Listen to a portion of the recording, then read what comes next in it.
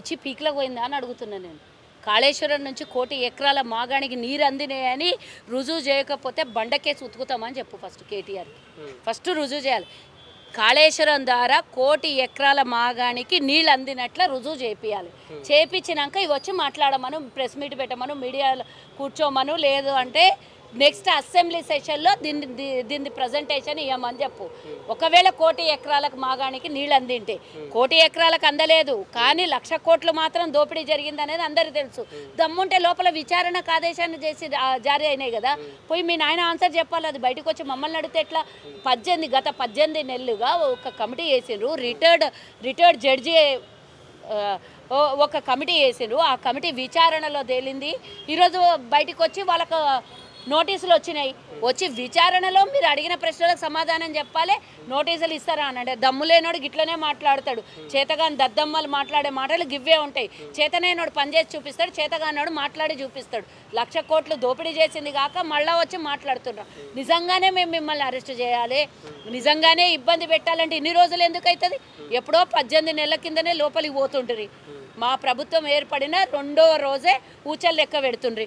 ఊచర్ లెక్క పెట్టుడు కాదు కదా, మీరు ఎన్ని నరకాలు అనుభవించాలో అన్ని అనుభవిస్తుండ్రి. మీరు తిన్నదంతా మేము అక్కిస్తుంటే.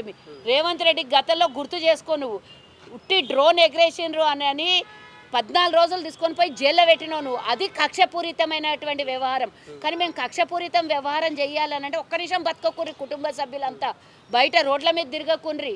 అసలు జైల్లో 4 గోడల మధ్యలో ఉంటుండ్రి ఇప్పటిదాకా. కానీ అట్లాంటిది పోయి ఈరోజు మేము చట్టం పరిధిలో, చట్టం గీత దాటకుండా చట్టం తన పని తను చేసుకొని పోయేటట్టుగా ఆదేశాలు ఇచ్చి వాళ్ళందరినీ చట్ట పరిధిలో పనులు చేసుకోవడానికి ఆదేశాలు ఇస్తే, పైగా మమ్మల్ని వచ్చేసి 1 కోటి ఎకరాల మాగానికి నీళ్ళు అందించిన వాళ్ళకు నోటీసులు పంపిస్తారన్న సిగ్గుపడు కేటీఆర్ కొంచెమన్నా.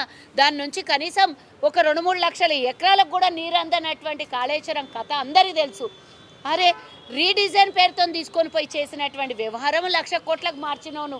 ఎందుకు నీకు ఆ రోజు ప్రాణహిత చెవెళ్ళ 38,000 కోట్లకు పూర్తి అయ్యేటటువంటి ప్రాణహిత చెవెళ్ళ ఆల్రెడీ 30% కంప్లీట్ అయినటువంటి ఆ ప్రాజెక్టు ఇంకో 28 కోట్ల రూపాయలు పెడితే ఆ ప్రాజెక్ట్ అయిపోతుండే.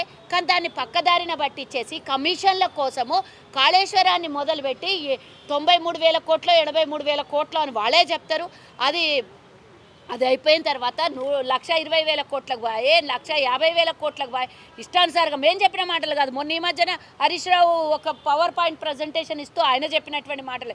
మీరు మరి అది 1,00,000 కోట్ల రూపాయలకి 3 సంవత్సరాలు కూడా ఉండకుండా కూలిపోతుందా చెప్పండి? 3 సంవత్సరాలలో కూలిపోయిందంటే ఎవరి సొమ్మిది? నీ ఇంటికి వెళ్ళి తెచ్చి కట్టినవా? పోతే పోనీ అని వదిలేయడానికి ఇది ప్రజల సొమ్ము కదా. మరి ప్రజలు ఇచ్చిండ్రు, ప్రజల దగ్గర దోపిడీ చేసినవు. ప్రజల తరఫున ప్రభుత్వంలో ఉన్నటువంటి మా నాయకులు దాని మీద సవాలు ఇస్తే అధికారులు దానికి మీద విచారణ చేస్తారా, చెయ్యరా?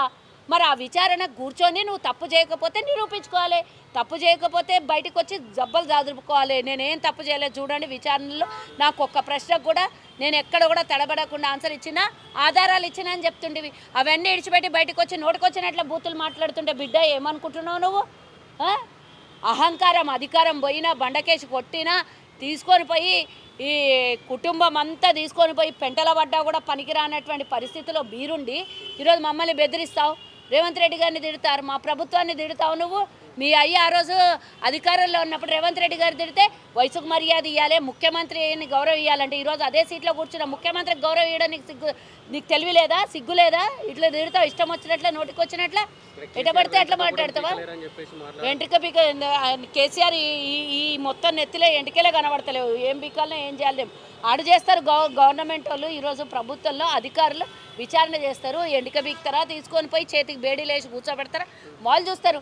మేము ఈరోజు లైన్ క్రాస్ చేయకుండా మేము అధికారులకు అప్పచెప్పిన బాధ్యత వాళ్ళు నెరవేరుస్తున్నారు, వాళ్ళు విచారణ చేస్తున్నారు. వాళ్ళకి సమాధానం చెప్పు. నేను చెప్తున్నా, ఒకవేళ ఇవన్నీ డైవర్షన్ పాలిటిక్స్ చేయాలంటే ఇన్ని రోజులు అవసరం లేదు. జైల్లో పెడితే రోజు సంవత్సరం దాకా రోజు అదే డైవర్షన్ ఉంటుండే. జైల్లో పెట్టలేదు మేము, ఇంకా చట్టపరంగానే మేము ఎంబడి పడుతున్నాము అంతే. చట్టం లేకుండా మేము ఏ పనులు కూడా రేవంత్ రెడ్డి గారిని జైల్లో పెట్టినట్ల పని కాదు. ఇంట్లో పడుకుంటే బెడ్రూమ్లో పడుకున్నటువంటి ఒక నాయకుడిని తీసుకొని పోయి బద్దలు కొట్టి తలుపులు బద్దలు కొట్టి అరెస్ట్ చేసుకొని తీసుకుపోయిన చూడు, అది అంటారు కక్ష సాధింపు చర్యలు, అది అంటారు భయంతో చేసినటువంటి పనులు అని. ఈరోజు మా ముఖ్యమంత్రి భయపడితే ఇంతసేపు నిన్నెందుకు బయట ఉంచుతుండే, తీసుకొని పోయి లోపల పడేస్తుండే. ఎప్పుడో మీరు చేసినటువంటి అవినీతులు తక్కువ ఉన్నాయా? మేము ఈరోజు ప్రజలకు ఇచ్చినటువంటి హామీలు ఏమీ నెరవేర్చలేదు. నువ్వు కదా ప్రజలకు ఇచ్చినటువంటి హామీలు నెరవేర్చకుండా ధనిక రాష్ట్రాన్ని అప్పులపాలు చేసినాము. మేము ఈరోజు అప్పులపాలు ఉన్న రాష్ట్రాన్ని బొంతగుట్టినట్టు ఒక్కొక్క పోగేసి కుడుతున్నాం. దాన్ని ఈరోజు ఇచ్చిన హామీలు నెరవేర్చడం. ఎవడన్నా దేశం మీద 21,000 కోట్ల రూపాయలు ఏకకాలంలో రుణమాఫీ చేసిండ్రా? ఎవరైనా 60,000 ఉద్యోగాలు ఒక్క సంవత్సరంలో ఇచ్చిండ్రా? ఎవరైనా దేశంలో 28 రాష్ట్రాలను ఎవరైనా సన్నబియ్యం ఇస్తున్నారా?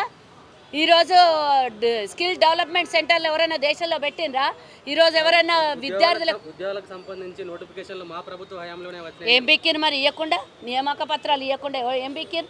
ఇచ్చినవి కొన్ని అవి కూడా తీసుకొని 2 ఏళ్ళు 3 ఏళ్ళు ఎందుకు? నువ్వెవరివి? వాళ్ళ జీవితంలో ఒక ఏజ్ రిటైర్మెంట్ అయిపోయే ఏజ్ ఉంటుంది.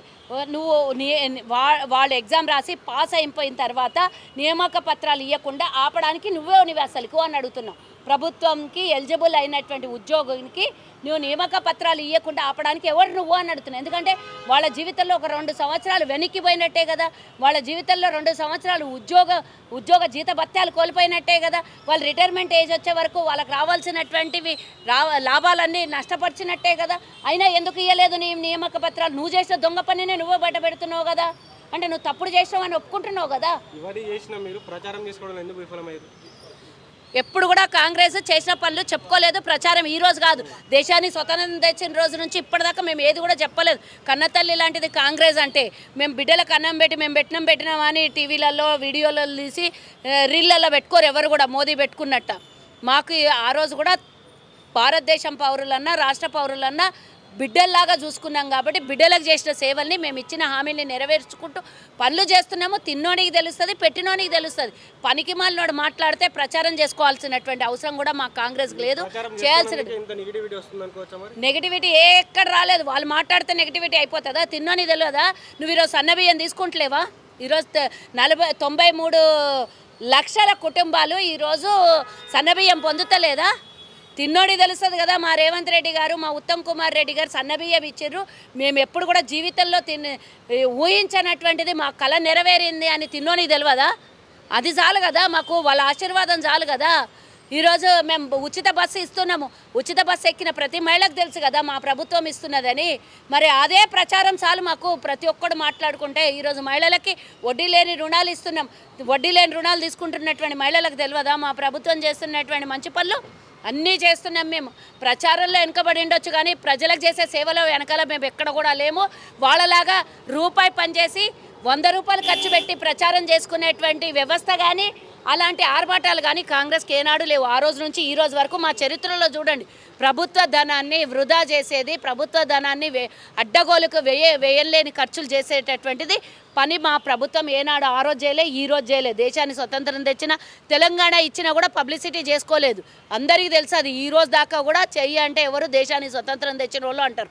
కానీ వాళ్ళలాగా 10 ఏళ్ళు ఉండిపోయేటోళ్ళు మొత్తం గాలిపటం దారం తెగిన గాలిపటంలాగా ఎగిరిపోయేటోళ్ళు అట్లాంటి ప్రచారాలకు ఆర్భాటాలకు సమయము డబ్బునే ఇస్తారు. 200 కోట్లు పెట్టి వరంగల్లో సభ చేసిండు. ఏమైంది? కాంగ్రెస్ని తిట్టడానికి. అట్లాంటి ప్రచారాలు అట్లాంటి ఆర్భాటాలు మాకు అక్కర్లేదు. ప్రజలే మాకు శ్రీరామ రక్ష. మా లబ్ధి పొందినటువంటి ప్రతి కుటుంబము. ప్రెస్ మీట్లో భాష గురించి మాట్లాడారు. గతంలో మీ ముఖ్యమంత్రి కూడా దీనికంటే మించిన భాష అవును, తెలంగాణ ప్రజలకు చేసినటువంటి అన్యాయం మోసం కోసమే మాట్లాడిండు. మోసం కోసం ఒక వ్యక్తిని ఉరేయాలని చెప్పేసి కూడా మాట్లాడే రోజులు ఉన్నాయి. తెలంగాణ ప్రజలకు చేసినటువంటి మోసం 8 లక్షల కోట్ల అప్పు. నేను ఈరోజు ఒక కల్వ సుజాత, నీ పేరేంది, నువ్వు ఒకడివి. ఈ మనమందరం కూడా వీళ్ళు చేసినటువంటి అప్పుకి రాజకీయ నాయకులు ఏ భాష మాట్లాడచ్చా? మా భాష మాట్లాడలేదు, సమాధానం చెప్పిండు. దానికి నువ్వు చేసినటువంటి మోసము తెలంగాణ ప్రజలు ఉరేయాలి అని అన్నాడు. నువ్వెందుకు ఈరోజు 2 లక్షల రూపాయలు అప్పున్నావు ప్రభుత్వానికి? నేనెందుకు అప్పున్నా ప్రభుత్వానికి? నేను ఈరోజు పీల్చుకునే గాలి నుంచి తినే అన్నం వరకు అన్నిటికీ ట్యాక్సులు కడుతున్నా. అయినా ప్రభుత్వం చేసిన దోపిడీకి, ప్రభుత్వం చేసిన అన్యాయానికి, ప్రభుత్వం చేసిన అప్పుకి నేనెవరు బాధ్యురాల్ని కావడానికి? మరి అలాంటి ప్రజలు ఈరోజు కుటుంబంలో తండ్రి తప్పు చేస్తే పిల్లలు ప్రశ్నిస్తారా లేదా? ఒకవేళ పిల్లలు తప్పుదారిలో పోతే తండ్రి క్రమశిక్షణతో పిల్లల్ని కుటుంబాన్ని నడిపిస్తాడా లేదా కాబట్టి అదే అడిగిండు రేవంత్ రెడ్డి గారు. అదే సమాధానం అది. తప్పు చేసినోడిని, తెలంగాణ ప్రజల్ని మోసం చేసినోడిని, తెలంగాణ ప్రజలకు దగా చేసినోడికి ఆ మాటలు మాట్లాడిండు. కానీ ఈరోజు వ్యక్తిగతంగా రేవంత్ రెడ్డిని తిడుతున్నాడు కదా. తప్పు చేసింది కాళేశ్వరం కూలిపోవడం తప్పా కాదా? కాళేశ్వరం ప్రాజెక్టు కూలిపోయిందా లేదా? అది అబద్ధం చెప్పినామా? మరి ఎందుకు మాట్లాడుతుండు కేసీఆర్ ఈరోజు, కేటీఆర్? అది తప్ప కాదా మరి అలా మాట్లాడడం? మరి అలాంటిది మేము ఎప్పుడు మాట్లాడలేదే. చేసిన తప్పును ముంగల పెట్టి మాట్లాడినాం. మీరు మమ్మల్ని మేము చేసిన తప్పును ముంగల పెట్టి మాట్లాడండి, అప్పుడు మేము కూడా మీకు సమాధానం చెప్తాం. చేసినవి చూపించి ముంగల పెట్టమని అన్నా నేను. ఊరికే గాలి ఎన్నైనా మాట్లాడతాం. చేసిన తప్పుల్ని ముంగల పెట్టాలి. ఒకవేళ మేము తప్పులు చేసింటే రాష్ట్రం నీకు ఇచ్చేటప్పుడు ధనిక రాష్ట్రం ఉండకుండే, అప్పుల రాష్ట్రం ఉంటుండే. ఈరోజు నువ్వు చేసింది 10 లక్షల కోట్ల అప్పు కాదు, 20 లక్షల కోట్ల అప్పు పెట్టి నీకు ఇస్తుంటే రాష్ట్రాన్ని. మేము తప్పు చేసింటే ధనిక రాష్ట్రం ఎందుకు ఉంటుండే? సో ఒక అంశం పక్కన పెడితే ఇంకొక 2-3 రోజుల్లో కేటీఆర్ కూడా ఫార్ములా ఈ రేస్కు సంబంధించి విచారణకు హాజరు కాబోతున్నాడు. ఏం చెప్తారు దాని గురించి? అందరికీ అన్నీ వచ్చినాయి, కాలం దగ్గర పడింది కాబట్టి విచారణలు ఎక్కువైనాయి వాళ్ళ కుటుంబం మీద. నిరూపించుకోవాలి. 55 కోట్ల రూపాయలని నేనే ఇచ్చినా అని రుబాబ్తం చెప్పిండు కదా మీడియా ముంగల. అవన్నీ విచారణలో తేల్చాలి. ఇప్పుడు ఎట్లా ఇస్తావు నువ్వు ఎలక్షన్ కోడ్ మీద? ఎవరయ్యా జాగిరని ప్రభుత్వ ధనాన్ని ఒకళ్ళ అకౌంట్లకు ఎట్లా పంపిస్తావు?